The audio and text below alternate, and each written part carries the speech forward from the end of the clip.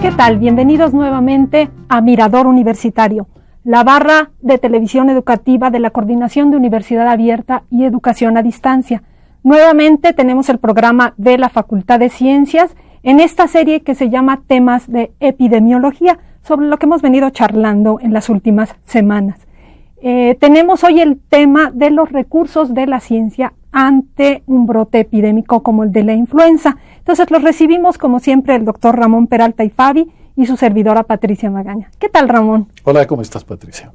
Pues aquí con mucho gusto de tener un programa más y quisiéramos darle otro sentido porque de una manera u otra en los diferentes programas tanto de la UNAM como los que se han exhibido, por ejemplo, por el IPN, en fin, se ha hablado de los temas que tienen que ver con una epidemia, lo que es un virus, si las respuestas son las correctas o no.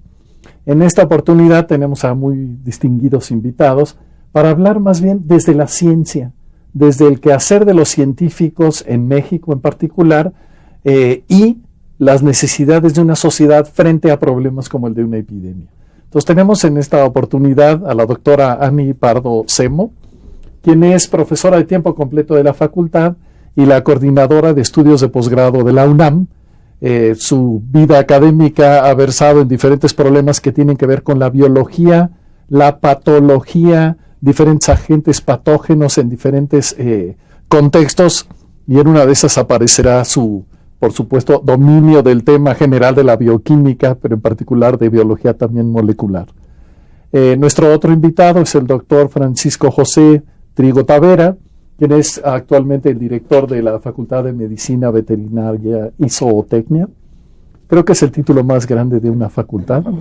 Y también es experto en el tema de virus, entre otras cosas, es patología, al igual que la doctora Ani Pardo hizo su doctorado, además de los estudios previos de una licenciatura y de maestría. Los dos trabajan en áreas de la ciencia en donde uno de los temas es la investigación per se, pero sobre todo en el contexto social de un país como el nuestro. Bienvenidos a este programa y gracias por estar aquí. Gracias por la invitación. Gracias. Bueno, les recuerdo que esta serie y estos programas de Mirador Universitario tienen la intención de motivarlos a ustedes, de enterarse de estos temas, de comunicarse con nosotros. Por supuesto, estamos como siempre a sus órdenes para responder cualquier duda, cualquier pregunta. En su pantalla van a estar apareciendo teléfonos, direcciones electrónicas, la página de la Coordinación de Universidad Abierta y Educación a Distancia, a donde se pueden dirigir con mucho gusto y plantearnos sus comentarios y sus preguntas. Para empezar a conversar, vamos a dar lugar, en primer lugar, a una cápsula informativa. Ya, vayamos a la cápsula, por favor.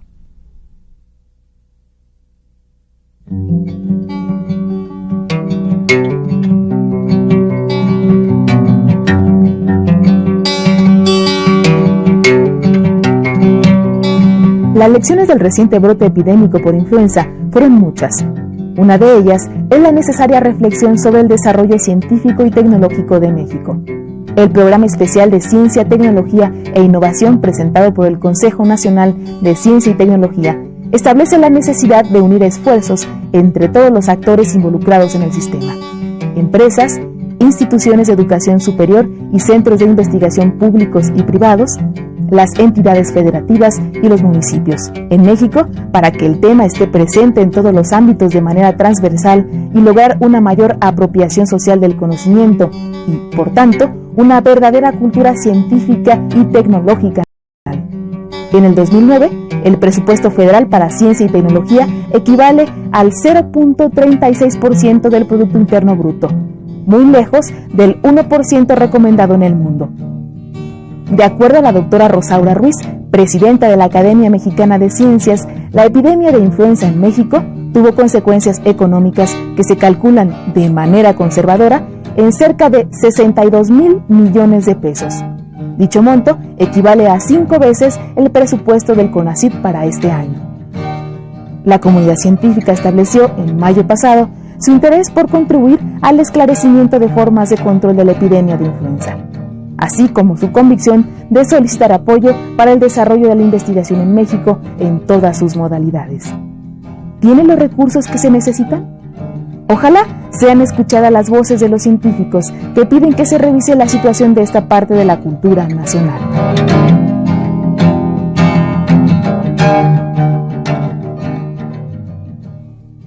Bueno, pues ya escuchamos una cápsula y preguntas que nosotros mismos nos hacemos.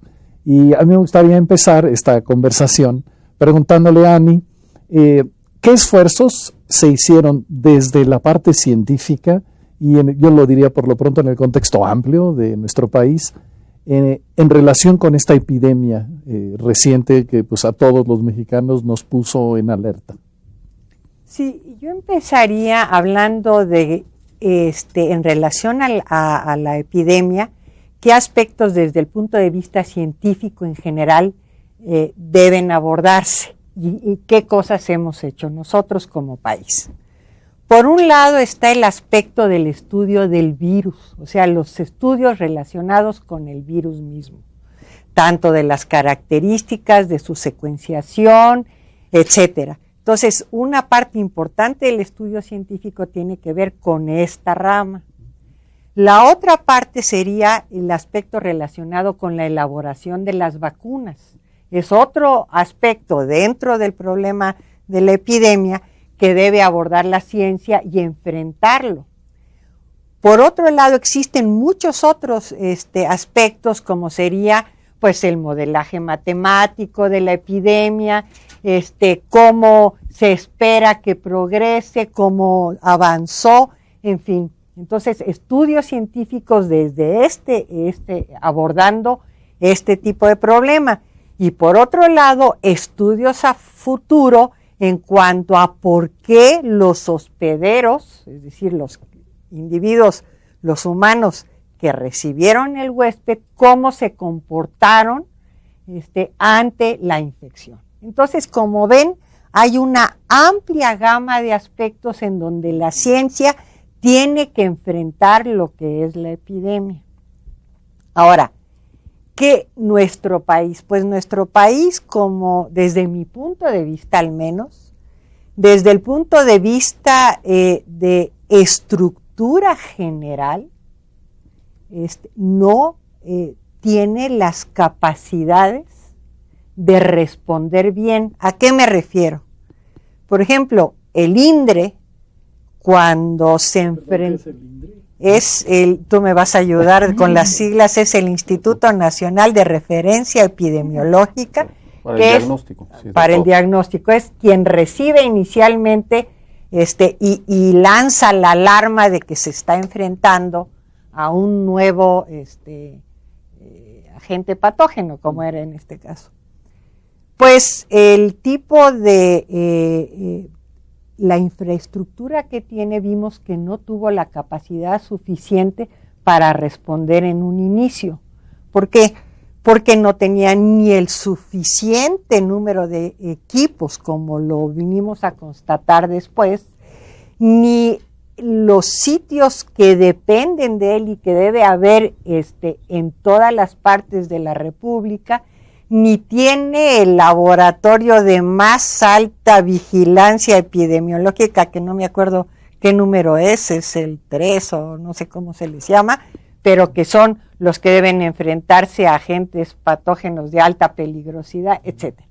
Entonces, nuestro país, ¿verdad?, no ha desarrollado, no ha implementado, no ha seguido, no ha fortalecido una serie de aspectos que debe tener como para enfrentarse a esto. Por otro lado, me parece que sí tenemos, desde luego, investigadores capaces de trabajar en cada una de las otras áreas que yo mencionaba, es decir, sobre el estudio del virus y su secuenciación. Tenemos investigadores preparados, pero no tenemos las conexiones, la infraestructura, etcétera, que permita una respuesta rápida, ¿verdad? Eso es lo que creo que reveló, y por lo pronto ahí lo dejaría y después. Paco, ¿qué pasa con los datos? ¿Cómo llegan los datos? ¿Se hace un buen registro? Ya decía Ani, no tenemos la infraestructura. A lo mejor desde ahí tenemos problemas y lo vimos al caracterizar de entrada los primeros síntomas. Era muy complicado porque era un agente nuevo, ¿no? Pero tenemos esa infraestructura en nuestro aparato de investigación ligado a los hospitales para levantar datos. ¿Quién aportó datos?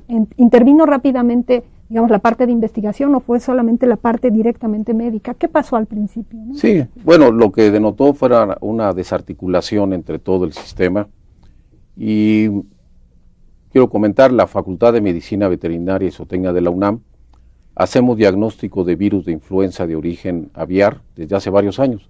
¿Por qué? Porque la influenza aviar es común en las aves.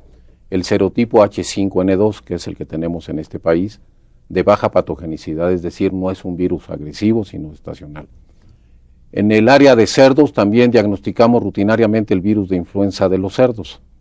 Tenemos un virus H1N1 y un H3N2, y la facultad hace ese diagnóstico rutinario. Ya estaba la capacidad instalada para diagnósticos de tipo molecular y diagnósticos, digamos, más sencillos, tradicionales. Entonces, para nosotros no fue difícil sumarnos a apoyar en la medida que fue requerida nuestra capacidad en este sentido. Entonces, no estábamos bien articulados. Como UNAM podemos aportar, yo creo que mucho a futuro. Quiero comentar, estamos trabajando muy cercanos con la Secretaría de Agricultura y del Medio Ambiente. Nos pusimos de acuerdo en qué tipo de, bueno, se llaman estas sustancias primers, es un iniciador de una de las técnicas diagnósticas de tipo molecular. Ya nos pusimos de acuerdo en qué tipo de iniciadores vamos a utilizar. ¿Para qué? Pues para que tengamos diagnósticos confiables en los laboratorios que estemos trabajando. Entonces esa parte es muy importante porque tienes que tener confiabilidad en lo que estás reportando. ¿Es positivo o es negativo el caso? Y que sea reproducible en varios laboratorios para que realmente tengas esa certeza. Entonces eso por un lado. De capacidades, lo que estaba comentando Ani, que vale la pena y donde la ciencia puede aportar de forma importante, vamos a tener que ir mejorando la capacidad de diagnóstico, tanto de la parte humana, que es donde estuvieron las deficiencias. También es importante la capacidad de aislar los virus. La facultad tiene mucha experiencia, porque lo hemos hecho, se aísla en cultivo de tejidos o en embriones de pollo.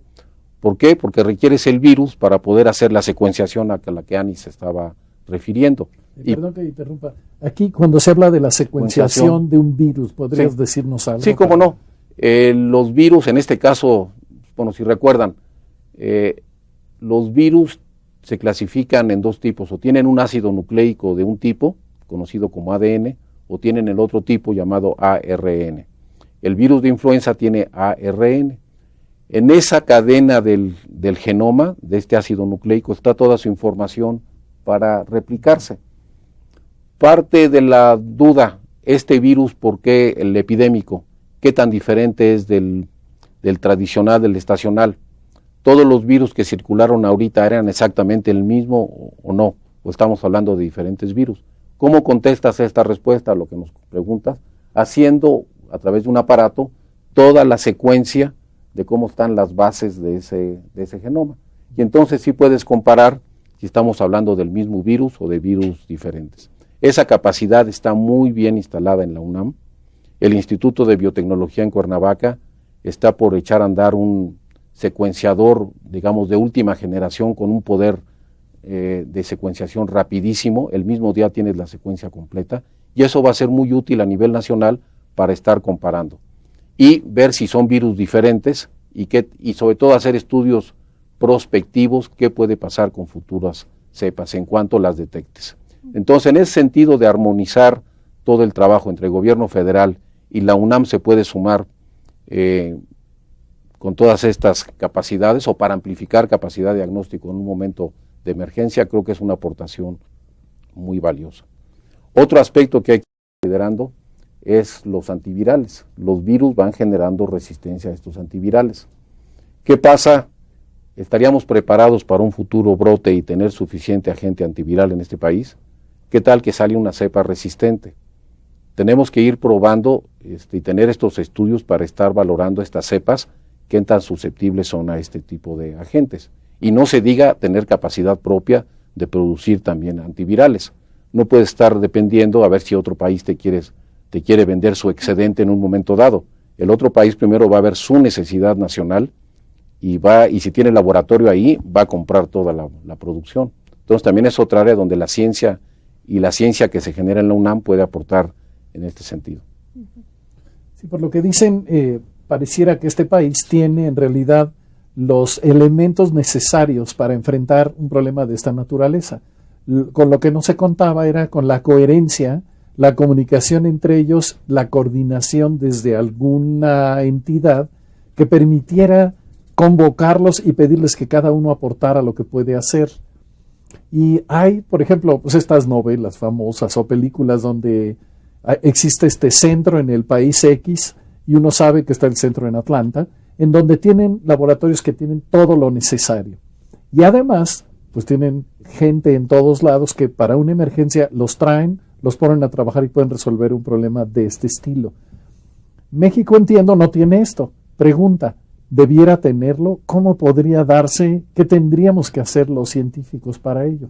Y empiezo otra vez con la doctora Pardo.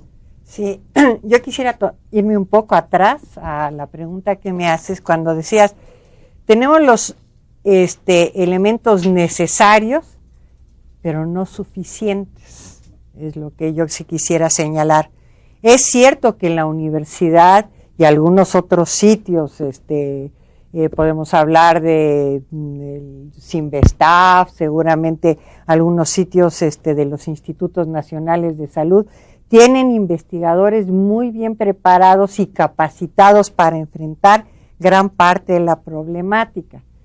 Pero no nos olvidemos que cuando surge una epidemia, y como fue el caso de estos, el primero que tiene que responder es el Estado, porque no sabes a qué te estás enfrentando.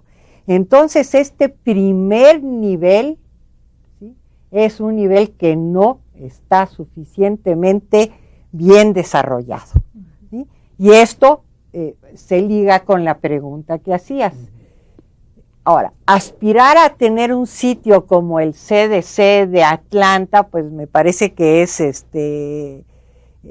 pues está bien tener grandes aspiraciones, pero digamos, este es un sitio de referencia mundial que lleva más de 60 años de desarrollo, capacitado para enfrentar desde todo tipo, ¿verdad?, de epidemias y de ataques que tengan que ver con elementos biológicos.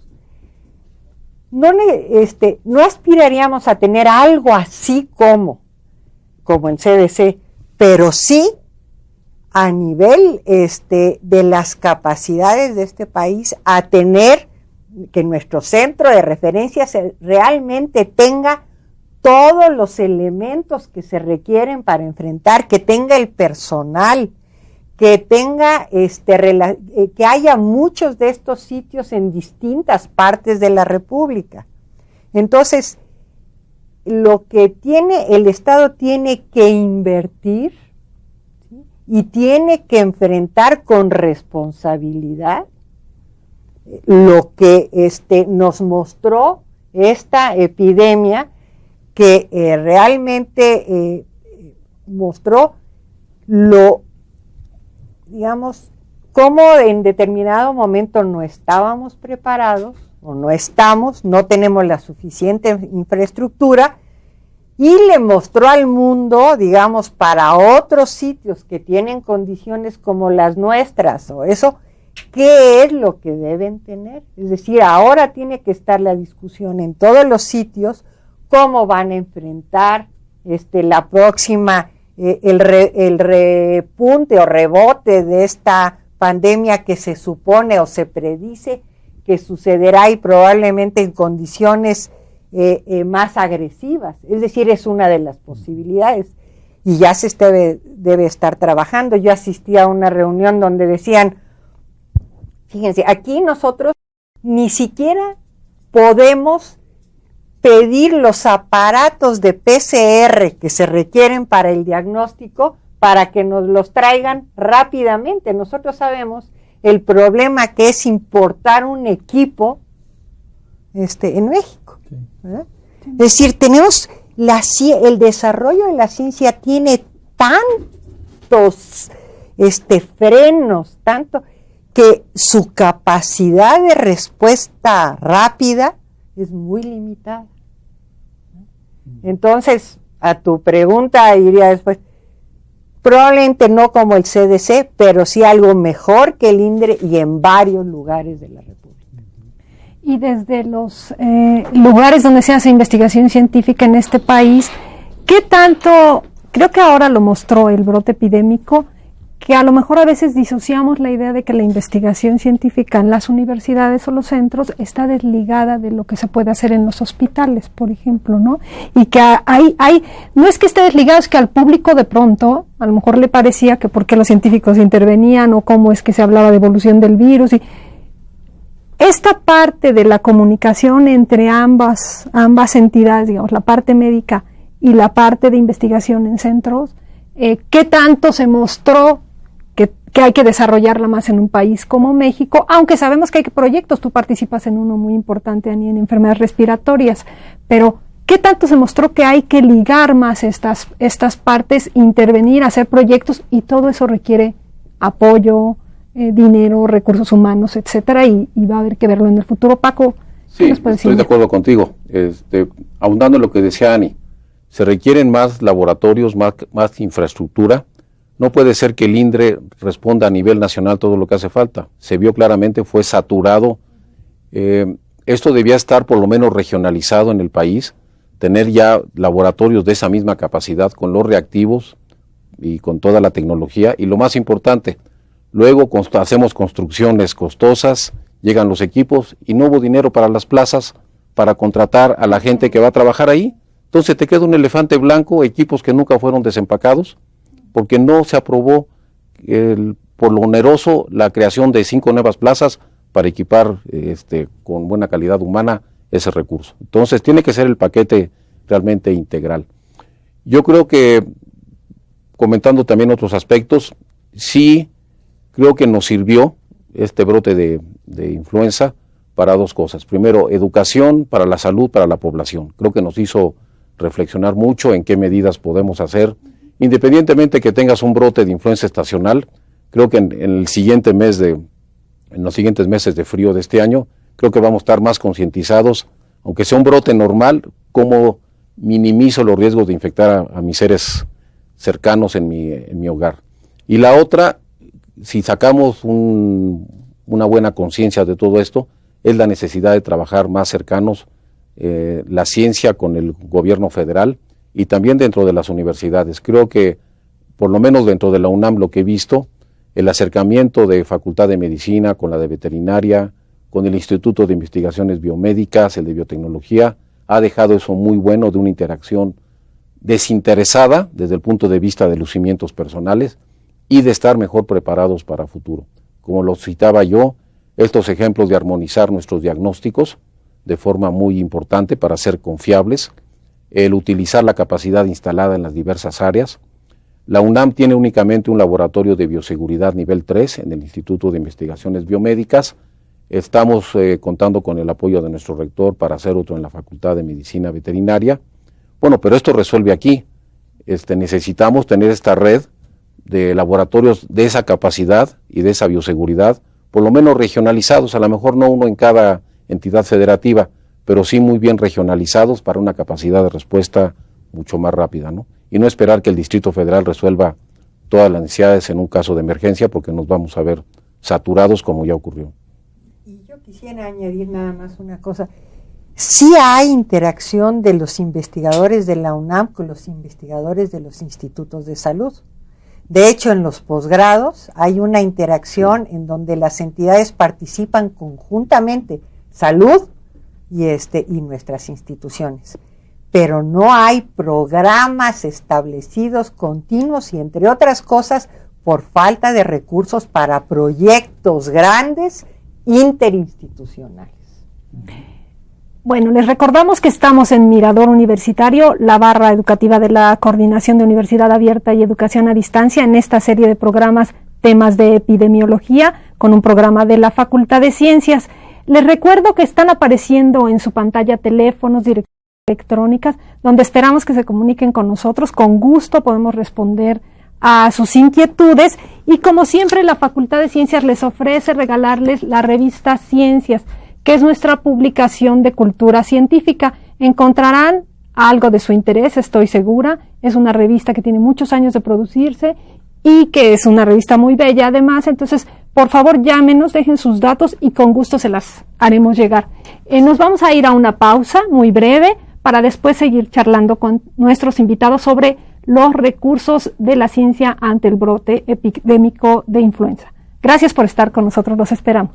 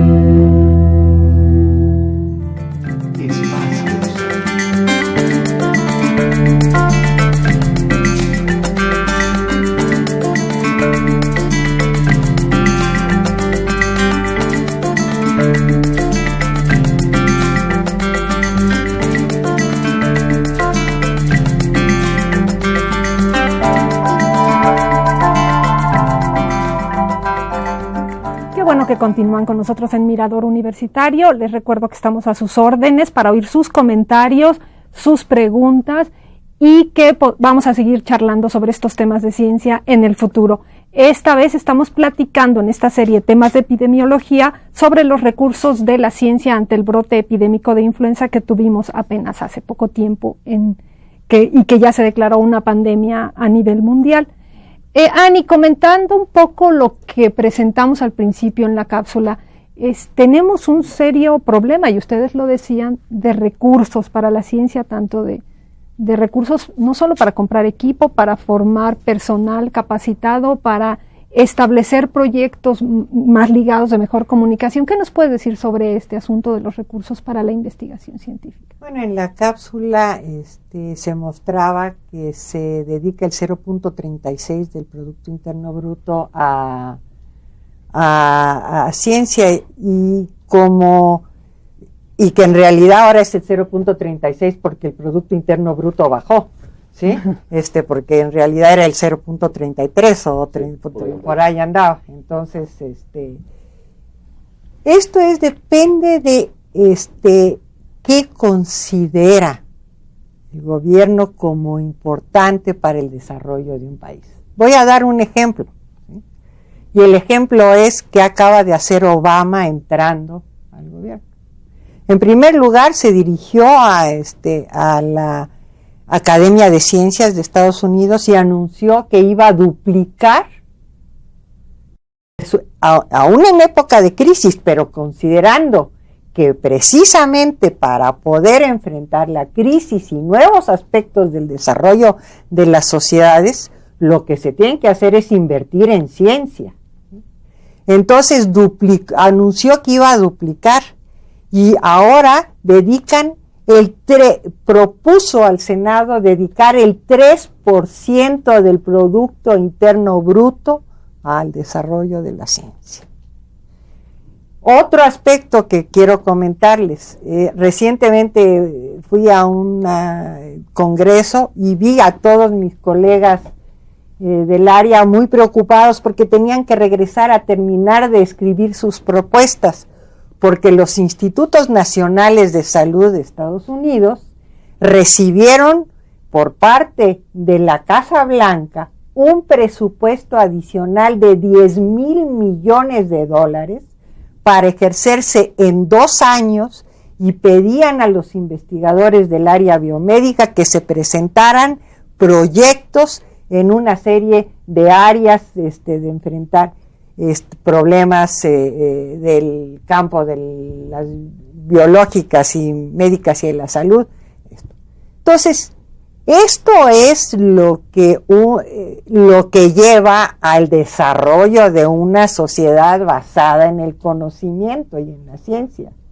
En el caso nuestro, no es solo es el hecho de que se dedica muy poco del Producto Interno Bruto, lo que ya dijimos, pero además que es de los aspectos en los que se está rápidamente dispuesto a disminuir en caso de cualquier emergencia. Entonces, no hay una política de confiar, de entender que el desarrollo de la sociedad está basado más que nunca en nuestros tiempos en el desarrollo de la ciencia y la tecnología.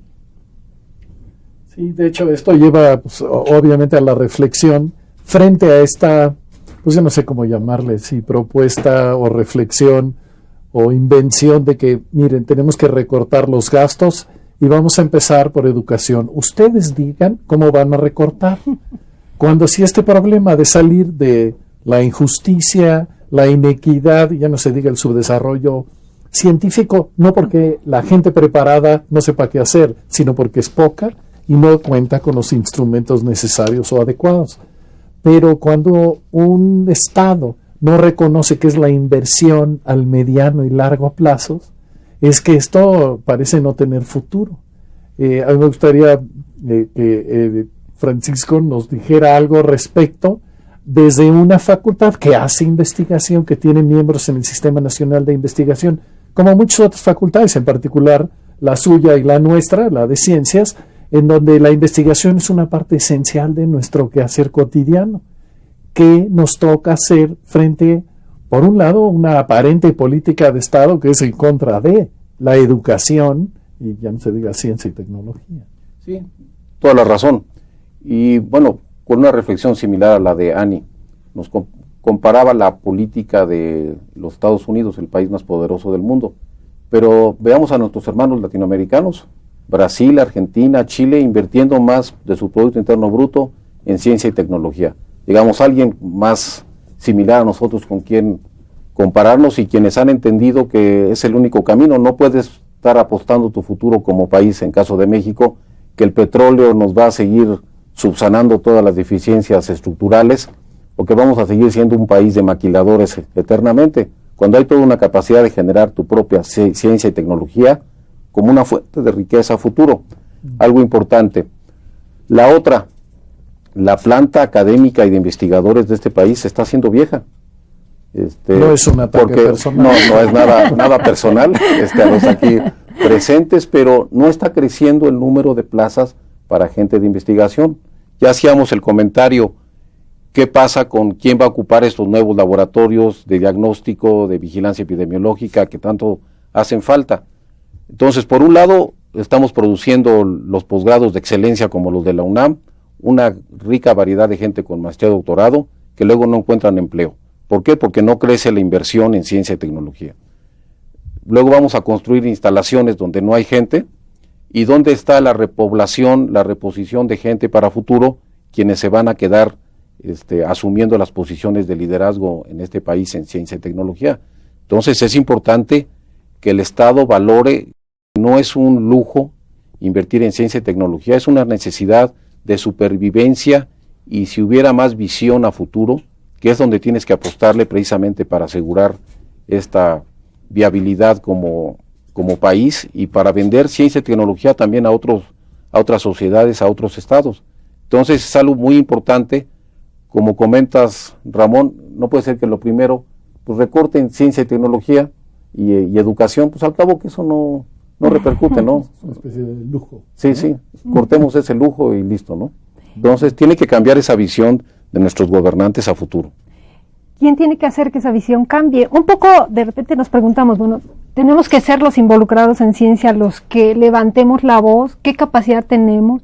O tenemos también que contribuir a que la población, los ciudadanos, todos juntos digamos, esto es muy importante. Yo creo que el brote epidémico le mostró a la gente que la salud, que se estaba cayendo un poco el sistema de salud a pedazos desde hace años, necesita recursos, pero también la parte científica. ¿Cómo le hacemos para que nos escuchen? ¿Cómo les decimos, deténganse, recorte aquí, no? Busquemos alternativas, busquemos formas de financiar mayoritariamente, etcétera. ¿Quién tiene que hablar y por qué no nos escuchan o qué hacemos? ¿Qué pueden opinar ustedes? Yo quiero complementar ahorita. Este brote de influenza es una excelente oportunidad para demostrar el valor de la ciencia y la tecnología de este país, por ejemplo, de universidades, lo que podemos aportar hacia el gobierno federal. Hemos estado insistiendo, ¿por qué nos vamos a esperar a que llegue diciembre o noviembre y a ver qué pasa, ¿no? Y de nuevo con los brazos cruzados. No podemos estar haciendo ya simulacros. ¿Qué me refiero a simulacros? Estar ya tipificando, aislando los virus que vayan apareciendo, ir afinando toda la maquinaria diagnóstica de este país. ¿Qué es un simulacro? Bueno, una simulación de escenarios futuros. Ayer, precisamente con la gente directiva de los directivos del Instituto Nacional de Enfermedades Respiratorias, estamos viendo el trabajar estos simulacros para afinar bien la interacción que podemos tener entre gobierno federal y universidad, para estar mejor preparados para una capacidad diagnóstica de respuesta inmediata, incluso tener secuenciado el virus nuevo y poder comparar con qué registros tenemos previos en una semana. Y es perfectamente viable si interactuamos en esto. Entonces, creo que estas pruebas de demostrar la sinergia tan favorable que puede ocurrir, tenemos que utilizarlas. Y en la resolución de un problema práctico y de la mayor importancia como es la salud de los mexicanos. Sí, a tu pregunta yo haría dos comentarios.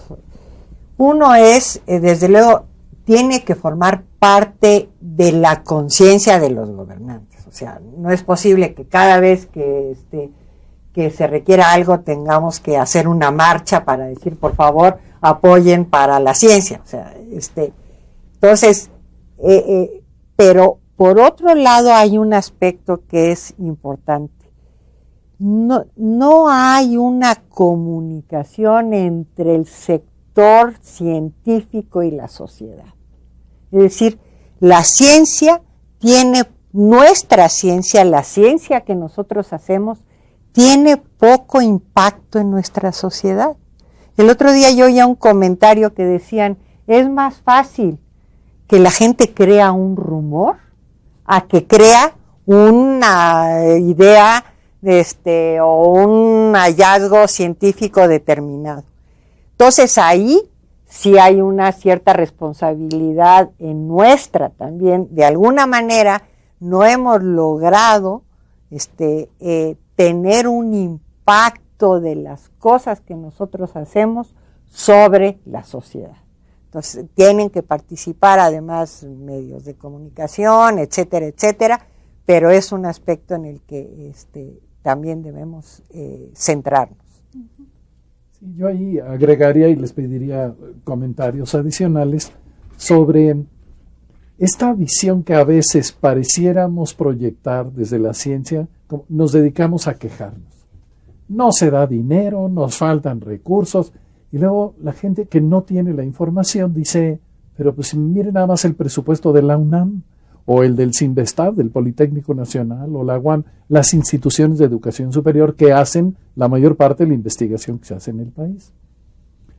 Por otro lado, yo creo que es importante esto que comentabas de los científicos hacemos nuestro trabajo cotidiano en forma responsable y de primer nivel, tan es así que se publica en los vehículos internacionales.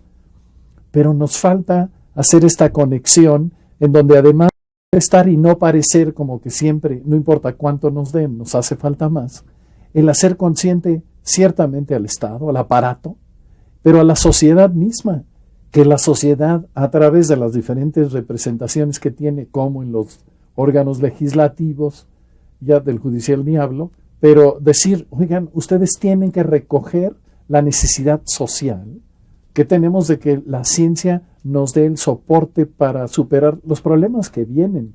Y no hay que ser agorero de las malas noticias, pero tenemos problemas futuros graves de agua, de energía, porque el petróleo se va a acabar, además de estas que podríamos llamarle conjunto de problemas que aparecen y podrían luego desaparecer, no creo que ocurra, como epidemias, como terremotos, como diferentes cosas naturales que no son ninguna tragedia, simplemente el Estado no nos ha organizado para hacerles frente. ¿Qué nos toca más hacer a los científicos para seguir recogiendo esta voz o comunicarnos con la sociedad de la que somos parte, ¿no? Y que pareciera a veces como un lujo? ¿Quieres empezar otra vez? Sí, bueno, yo haría una diferenciación entre lo que es la sociedad y lo que es el Estado, ¿no?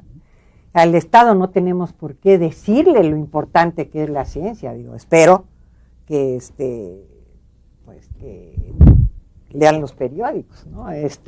Lo que te quiero decir es, ahí no es un estadista, un gobernante, quien aspire a dirigir los destinos de este país debe entender cuál es el papel de la ciencia y tecnología en el siglo XXI. No es a ellos a los que tenemos que convencerles, tenemos que reclamar. Esa es una parte, sí. La otra parte es, bueno, tenemos que contribuir en programas de difusión, en programas de hacer consciente a la sociedad de en qué trabajan sus científicos, cuáles son los problemas en los que México tiene una cierta capacidad, o sus investigadores, en cuáles otros no tenemos, porque no cultivamos una serie de áreas, evidentemente, pero deben existir programas y nosotros de esta manera participar en hacer consciente a la sociedad. Pero gran parte de este trabajo tiene que venir por parte del Estado.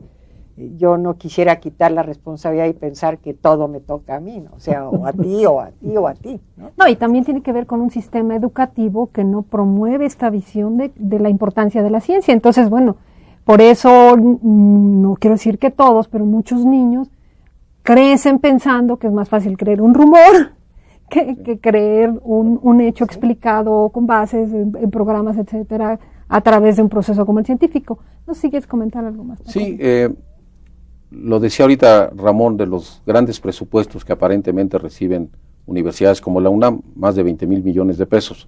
Bueno, pues suena como una cantidad impresionante, pero cuando calculas que atiendes a 300,000 alumnos, que tienes una planta académica de 30,000 personas, y para que lo sepa la sociedad, el 85% de esos 20,000 millones se va en sueldos de trabajadores y de profesores.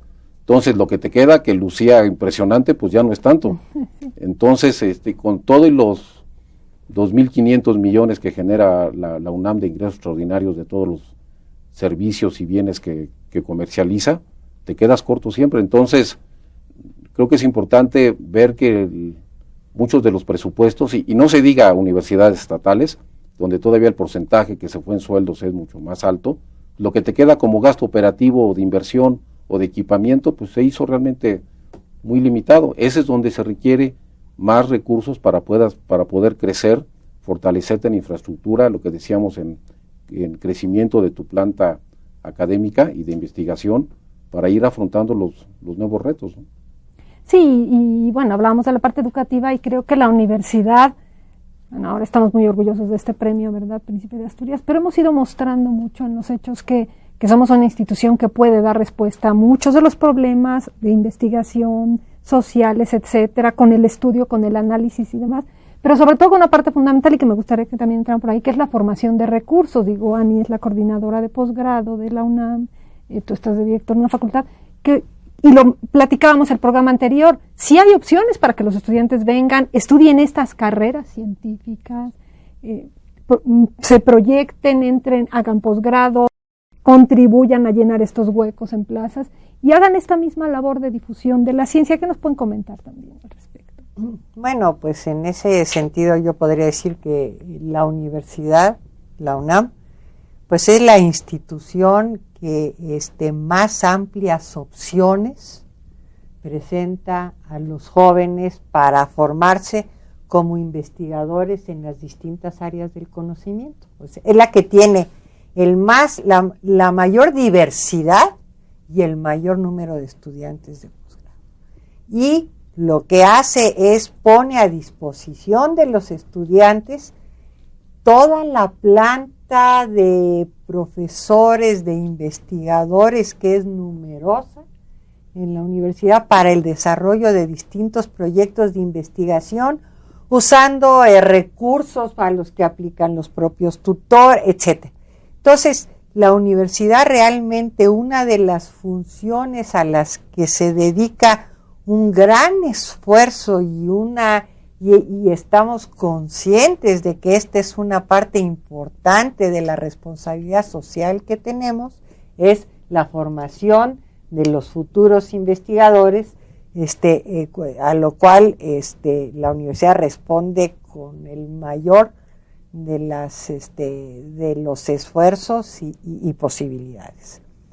Desde luego, algunas otras instituciones de educación de posgrado también lo hacen, pero es otra vez nos enfrentamos al mismo problema, la insuficiencia de sitios de educación superior. Es decir, ¿cuántos estudiantes que quieren estudiar se quedan sin poder hacer? No pueden ingresar a las universidades porque no hay cupo, ¿no?, porque no hay lugar donde se formen, y son personas que quieren seguir una carrera académica, entonces, o carrera profesional, pero formarse. Entonces, la formación de los jóvenes, y como decía muy bien Francisco Trigo, la planta va envejeciendo, y sí hay, desde luego, muchos jóvenes, inclusive mejor preparados que lo que nosotros fuimos en su momento, pero lo que no hay es los sitios donde se puedan incorporar. Y eso es verdaderamente, yo diría que eso es criminal, ¿verdad? Lo que se está haciendo con estos jóvenes. Y bueno, nos vamos acercando ya al final del programa. Nunca alcanza el tiempo y uno entiende por qué se dice con frecuencia en la televisión. Pero sobre estos temas yo quisiera comentar, o más bien pedir un comentario adicional, casi para cerrar, sobre la necesidad de más centros de educación superior e investigación en el país, que la misma Ciudad de México, yo creo que hay del orden de 350,000 estudiantes que terminaron el bachillerato y que no tienen a dónde entrar a estudiar una carrera, porque las universidades privadas, por supuesto, no son una opción para la mayoría porque no tienen esos recursos. Y ese es un aspecto. El otro es, hay una infraestructura técnica, déjenme abordar el tema de las empresas.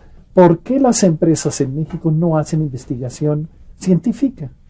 O sea, ¿de dónde van a salir las vacunas? ¿Las va a generar un laboratorio de investigación? Ciertamente pueden colaborar, pero ese es un problema industrial. Tomando como tema el de la epidemia, hay una incapacidad de responder y vamos a tener que depender pues de quién nos va a proveer de los remedios, los antivirales, las vacunas, etcétera. Entonces, ¿podrías tú comentar un poco algo? Sí, de este y yo complementaría, ya vamos a cerrar, entonces lo que quieran decir un poco al final sobre lo que hemos platicado el día de hoy acerca de este brote epidémico y los recursos de la ciencia. Sí, abordando primero tu comentario, Ramón. No se ha invertido en generar una tecnología propia y una capacidad propia de producir las cosas. Te puedo comentar en el ramo veterinario. Había en los principios hasta los 80s una red de laboratorios de diagnóstico muy buena. Había un laboratorio bueno de diagnóstico veterinario en cada entidad federativa. Fue desmantelada esa red cuando decidieron que el Estado había que adelgazarlo. Había una capacidad propia de producir fertilizantes propios. Se dijo, no, se compran internacionalmente al mejor precio. Se desarticuló eso. Y no puedes estar dependiendo cosas de seguridad nacional a ver qué excedente te quiere vender de vacuna un laboratorio.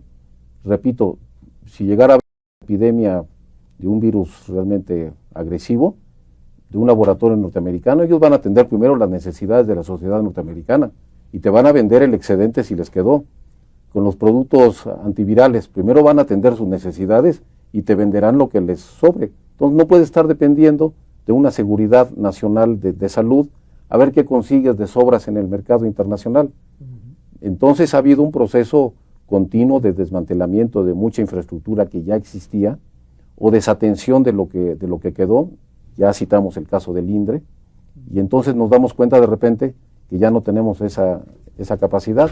Entonces tienes que pensar más bien en seguridad nacional. Eso por un lado, ¿no?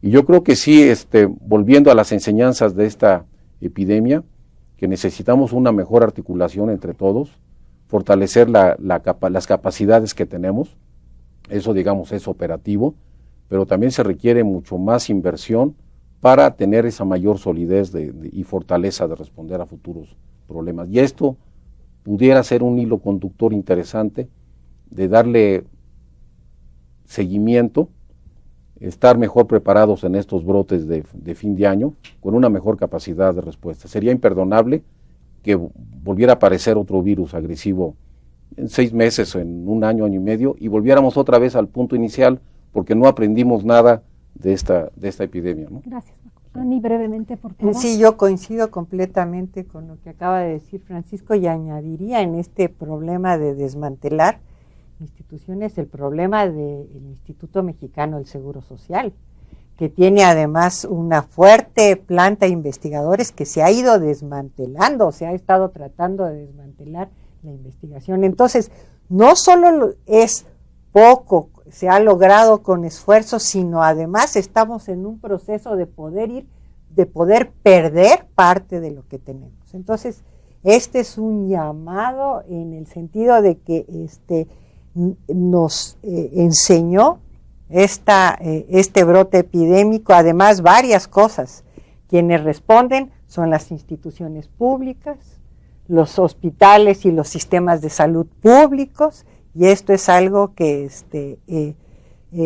debemos aprender de lo que nos sucedió, y algo que no tenemos mucha costumbre, pero reconocer cuáles son los errores que cometimos.